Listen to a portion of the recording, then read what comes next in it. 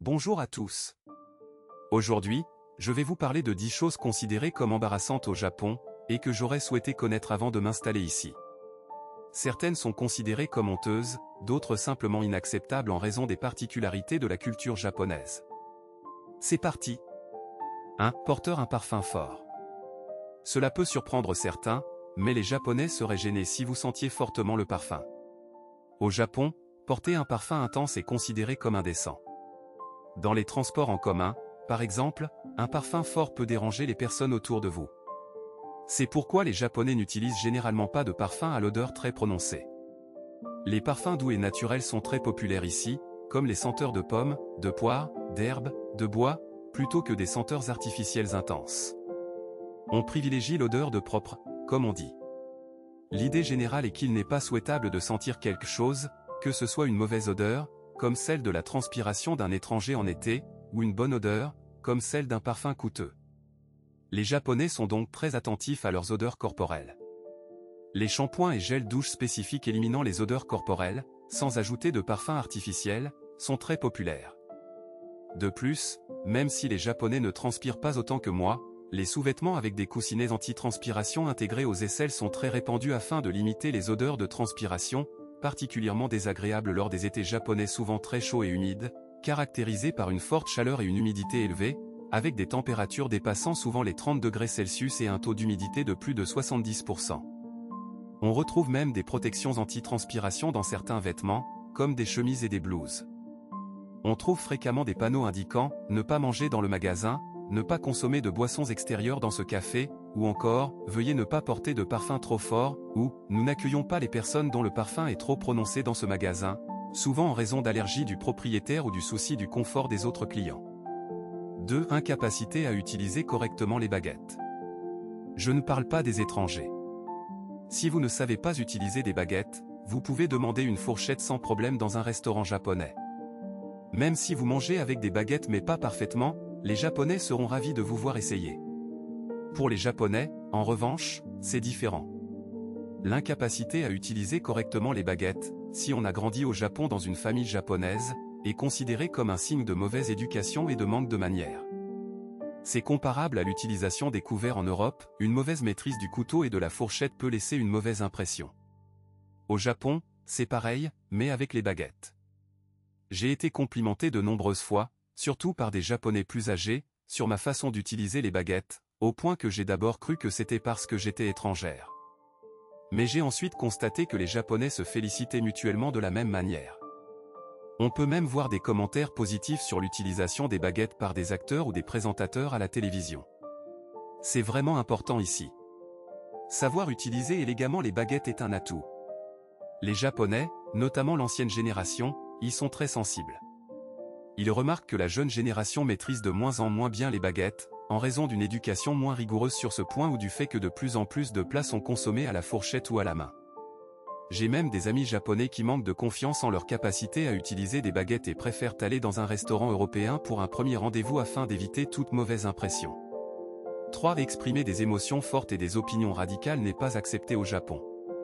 La raison est la même que pour le parfum fort, cela peut causer des désagréments aux autres. Et dans la culture japonaise, il est très important de ne pas causer de désagréments aux autres. Il est donc rare de voir des gens exprimer des opinions radicales et débattre en affirmant qu'il n'y a qu'une seule façon de faire. Même si vous abordez un sujet controversé, les Japonais essaieront de changer rapidement de sujet, par exemple en disant « Oh, il fait chaud ». Le temps est comme ça ces derniers temps, le réchauffement climatique. Cela s'applique également aux émotions fortes. Certains ont même remarqué dans les commentaires d'une vidéo où nous avons rendu visite à la famille de mon conjoint que, n'y ayant pas de câlin ou de baiser, les Japonais étaient des robots froids et sans cœur. Le Japon a simplement une culture différente. Cela ne signifie pas qu'une chose est bonne et l'autre mauvaise.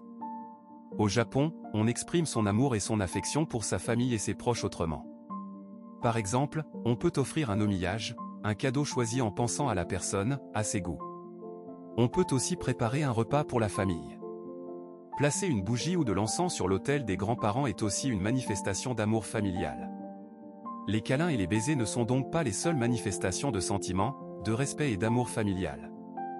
Bien sûr, Toutes les personnes sont différentes et certains Japonais s'embrassent et se câlinent, surtout s'ils ne se sont pas vus depuis longtemps.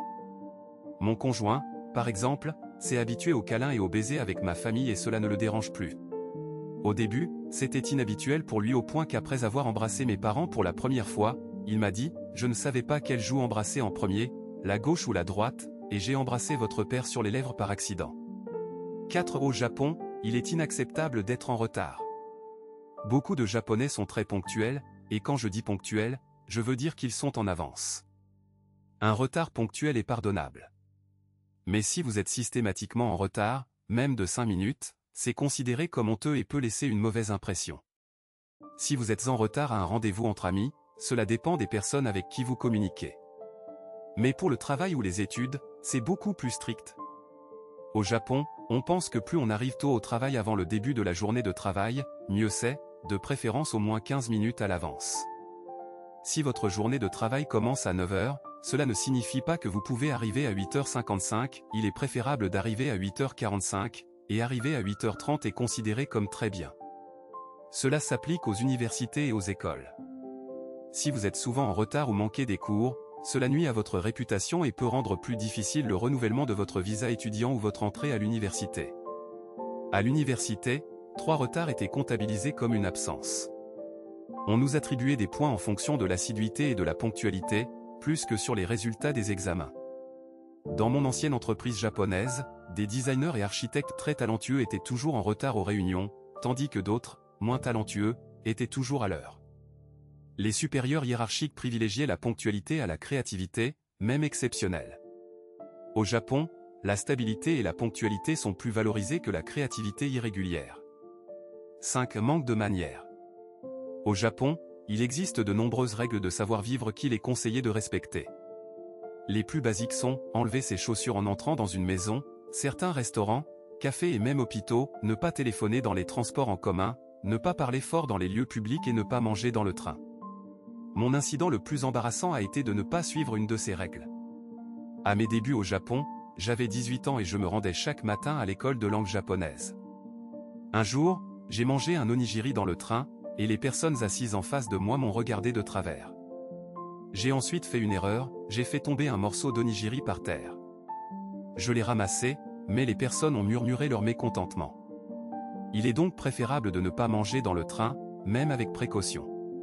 6. Incohérence avec le code vestimentaire. Cela concerne non seulement le code vestimentaire au travail, mais aussi la vie quotidienne. Au Japon, il existe un style vestimentaire spécifique pour chaque occasion. Les Japonais accordent une grande importance aux saisons et s'efforcent de porter des vêtements aux couleurs adaptées à chaque saison. Au printemps, avec la floraison des cerisiers, on privilégie des couleurs claires, blanches et roses, qui s'accordent avec les fleurs de cerisier sans les surpasser en éclat. En automne et en hiver, on porte des couleurs plus sobres, brun, bordeaux, vert foncé, noir, gris. Évitez les couleurs vives comme le rose vif ou le vert clair. Une amie, lors de son premier séjour au Japon, portait un pull rose vif en hiver. Les Japonais l'ont regardé de travers. Même s'ils pensent que quelque chose ne va pas, ils évitent généralement de le montrer ouvertement, sauf les enfants et les adolescents qui ont ri ouvertement. Si vous travaillez dans une entreprise japonaise, il existe un code vestimentaire, même si on vous dit le contraire. Cela signifie qu'il faut éviter les vêtements qui laissent apparaître les épaules, la poitrine, le nombril, les shorts ou jupes trop courts, les talons hauts et les jeans. 7. Ne pas ramasser ses déchets. Le Japon a une éducation stricte concernant les déchets, ils sont triés en plusieurs petites catégories et il y a de nombreuses poubelles en ville. Les Japonais sont habitués à garder leurs déchets jusqu'à trouver une poubelle ou jusqu'à la maison. On ne jette pas de déchets dans la rue. Cela est particulièrement vrai dans les restaurants en libre-service, on nettoie sa table et on trie ses déchets. Il arrive qu'on demande à une serveuse s'il faut nettoyer soi-même la table ou si elle s'en chargera.